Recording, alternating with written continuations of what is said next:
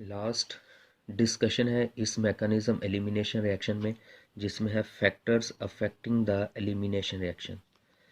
इसमें जो सबसे पहला फैक्टर है वो है इफेक्ट ऑफ सबस्ट्रेट। जैसा कि हमने अभी पहले भी कहा लेक्चर में कि जो E1 रिएक्शंस है वो जनरली टर्शरी कार्बो सबस्ट्रेट जो होते हैं वो E1 रिएक्शन को फॉलो करते हैं, और जो प्राइमरी होते हैं वो E2 रिएक्शन को फॉलो करते हैं, और जो सेकेंडरी होते हैं वो डिपेंडिंग अपॉन द कंडीशन वो E1 E2 दोनों रिएक्शन प्रोड्यूस करते हैं। Tertiary substrate follow E2 due to the steric hindrance, क्योंकि जो बेस होती है वो डायरेक्टली फर्स्ट स्टेप में आयनाइजेशन होती है, दूसरे स्टेप में जो बेस होती है वो इलेक्ट्रोफिलिक हाइड्रोजन पे अटैक करती है।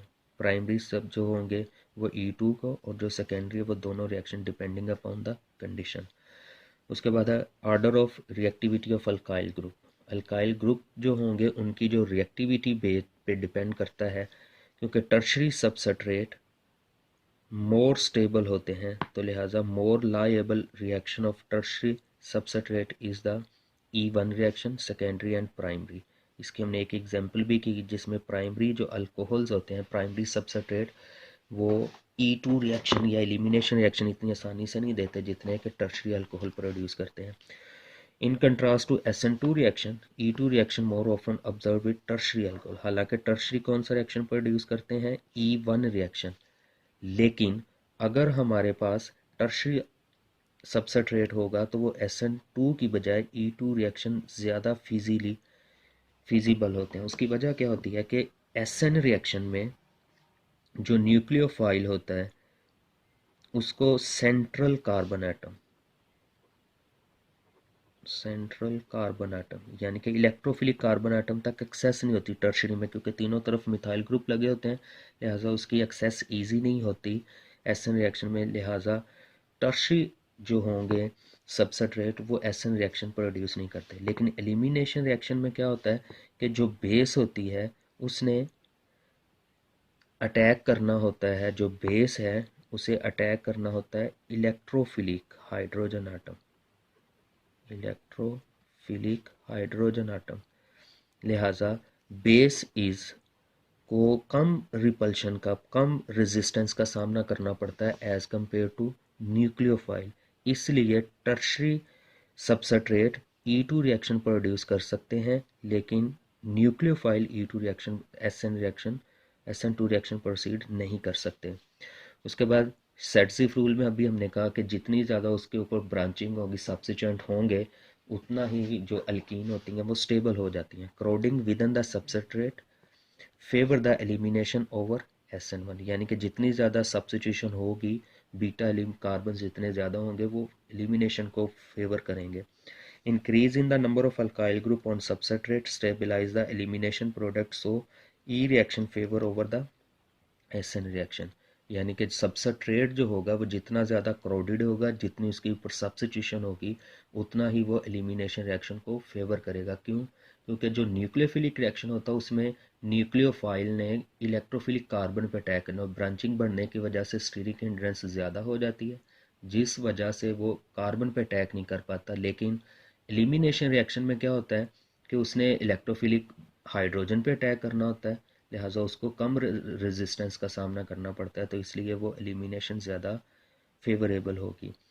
इसके हम एक एग्जांपल कर रहे हैं कि हमारे पास एथोक्साइड बेस है, तो वो बेस या न्यूक्लियोफाइल, अब देखें इसके ऊपर सब्स्टिट्यूएंट कम है, लिहाजा ये सिंपली सब्स्टिट्यूशन रिएक्शन प्रोड्यूस कर रहा है 88% अल्कीन। ई रिएक्शन 12% है। लेकिन अगर हम सब्स्टिट्यूशन बढ़ा देते हैं, दो सब्स्टिट्यूएंट इस तरफ है, दो इस तरफ है, तो वही अगर बेस अब अटैक करेगी तो वो बेस क्या करेगी बेट, इस हाइड्रोजन के ऊपर अटैक करेगी, और इसे एक दफ़ा सब्स्टिट्यूशन प्रोडक्ट और एक एलिमिनेशन प्रोडक्ट। अब यहाँ पे देखें सब्स्टिट्यूशन बढ़ने की वजह से वही रिएक्टेंट जो है वो एलिमिनेशन रिएक्शन 81% है और सब्स्टिट्यूशन 39%, लिहाजा एलिमिनेशन रिएक्शन प्रोडक्ट बढ़ गया with the increase in branching. उसके बाद इफ़ेक्ट ऑफ बेस क्या कहता है कि अभी हमने कहा कि जो E1 रिएक्शन होते हैं वो बेस के बिना ही हो जाते हैं, क्योंकि उसमें जो सॉल्वेंट होता है वो एक्ट एज अ बेस करता है, लेकिन E2 रिएक्शन में हमें एक्सटर्नल बेस को ऐड करना पड़ती है। उसके बाद स्ट्रोंगर बेस और high concentration of base favour the E2। जितनी बेस स्ट्रोंगर होगी उतना ही E2 रिएक्शन फॉलो होगा। इवन टर्शरी सबसेटेट, अभी हमने से स्टीरिक हिंड्रेंस में भी बात की कि बेस के स्ट्रोंगर होने से इलेक्ट्रोफिलिक हाइड्रोजन पे अटैक बढ़ जाता है, जिसकी वजह से एलिमिनेशन रिएक्शन फेवर होगा। लेकिन अगर बेस वीक है और low concentration of base favour the E1 mechanism in tertiary substrate. All bases are nucleophile, क्योंकि सारी बेसिस न्यूक्लियोफाइल बी होती हैं। द डिफरेंस इज डैट कि वो कार्बन पे अटैक कर रही है या इलेक्ट्रोफिलिक हाइड्रोजन पे अटैक कर रही है। तो but the nature of product का मतलब है कि वो SN प्रोडक्ट बनेगी या E प्रोडक्ट बनेगी। Depend upon whether it is better base और न्यूक्लियोफाइल। अगर वो बेटर बेस है तो E रिएक्शन होगा, बेटर न्यूक्लियोफाइल है तो SN रिएक्शन प्रोड्यूस करेगी। तो इफेक्ट ऑफ बेस, इसको अब हम एक एग्जांपल से इलेबोरेट करते हैं कि वो बेस और न्यूक्लियोफाइल होने से क्या होगा। फॉर एग्जाम्पल हमारे पास है alkoxide, conjugate base of alcohol, that are the stronger bases. अब अगर बेस स्ट्रोंग होगी तो एलिमिनेशन रिएक्शन मेजर हो जाएगा, ई रिएक्शन होगा। लेकिन थायोअल्काइल जो कि थायोनाइल थायो कंपाउंड होते हैं, दैट आर स्ट्रोंगर न्यूक्लियोफाइल। अगर न्यूक्लियोफाइल स्ट्रोंगर होंगे तो that will produce substitution reaction. For example हमारे पास सोडियम एथोक्साइड है, अब इसको अटैक करवा रहे हैं 2 ब्रोमो प्रोपेन के ऊपर, तो हमारा जो मेजर प्रोडक्ट बन रहा है डैट इज अल्कीन प्रोडक्ट, और सब्स्टिट्यूशन जो प्रोडक्ट है डैट इज SN प्रोडक्ट, वो हमारा माइनर प्रोडक्ट। उसकी वजह क्या है कि इसमें ये वाला alkoxide that is a stronger base, और अगर स्ट्रोंगर बेस होगी तो product will be E product, हमारा मेजर प्रोडक्ट हो गया, एलिमिनेशन प्रोडक्ट। लेकिन अगर हम थायो बेस इस्तेमाल करते हैं that is a stronger nucleophile होगा, तो जो हमारा प्रोडक्ट होगा वो सब्स्टिट्यूशन प्रोडक्ट होगा। लिहाजा इसमें देखें यह वाला हमारा माइनर प्रोडक्ट है, अब मेजर प्रोडक्ट कौन सा है, SN हमारा मेजर प्रोडक्ट हो गया।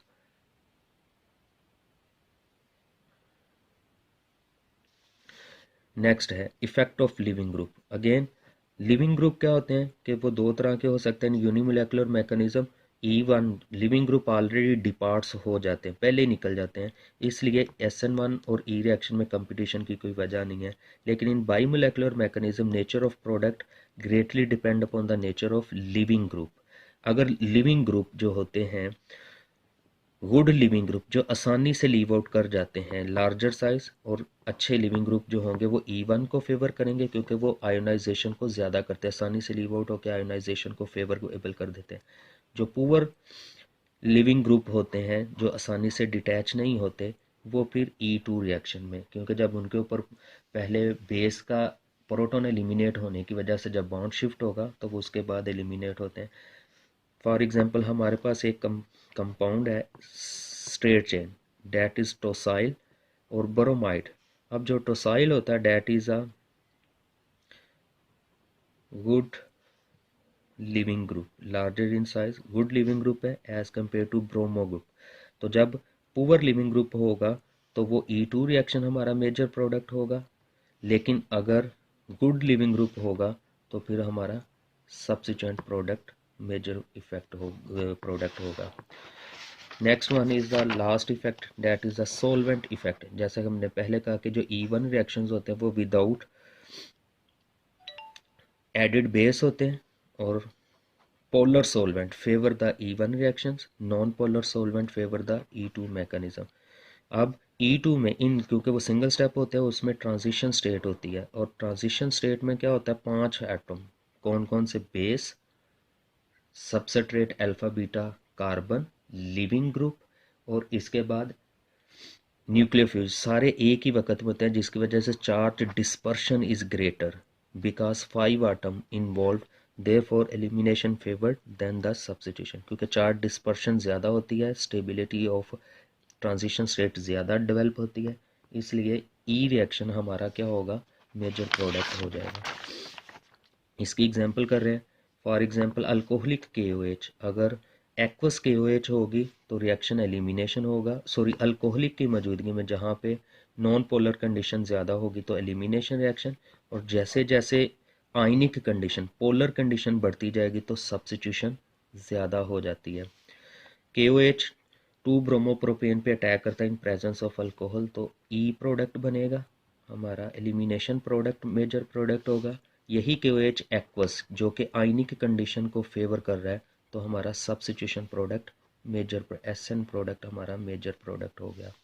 Last effect of temperature, temperature बढ़ने से definitely extent of bond breakage बढ़ जाता है, that favour the E2 reactions, elimination reactions को ये फेवर करेगा। फॉर एग्जांपल टर्शरी हेलाइड है हमारे पास, E1 रिएक्शन अगर होगा तो वो 17% है एट 25 सेल्सियस। अगर हम टेम्परेचर 25 से बढ़ा के 65 कर देते हैं तो उसकी प्रोडक्ट रेशो क्या होगी, ज़्यादा होगी, यानी कि सब्स्टिट्यूशन कम हो रही है लेकिन जो एलिमिनेशन प्रोडक्ट बढ़ गया। इसी तरह E2 रिएक्शन में क्या हो रहा है कि 45 सेल्सियस पे जो E प्रोडक्ट है वो 53% है, लेकिन अगर हम टेम्परेचर 100 कर दें तो वो प्रोडक्ट एलिमिनेशन प्रोडक्ट की कंसनट्रेशन ज़्यादा होगी। तो मतलब ये हुआ कि जैसे जैसे हम टेम्परेचर बढ़ाएंगे जो रिएक्शन है वो SN रिएक्शन की बजाय E रिएक्शन की तरफ ज़्यादा शिफ्ट हो जाता है।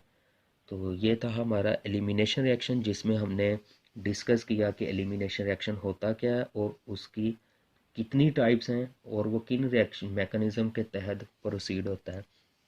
एट द एंड अगर हम इस सारे रिएक्शन को समराइज़ करें कि E1 रिएक्शन और E2 रिएक्शन को समराइज़ करें, तो जो E1 रिएक्शन है ये 2 स्टेप रिएक्शन होता है, और जो E2 है that is a 1 step reaction.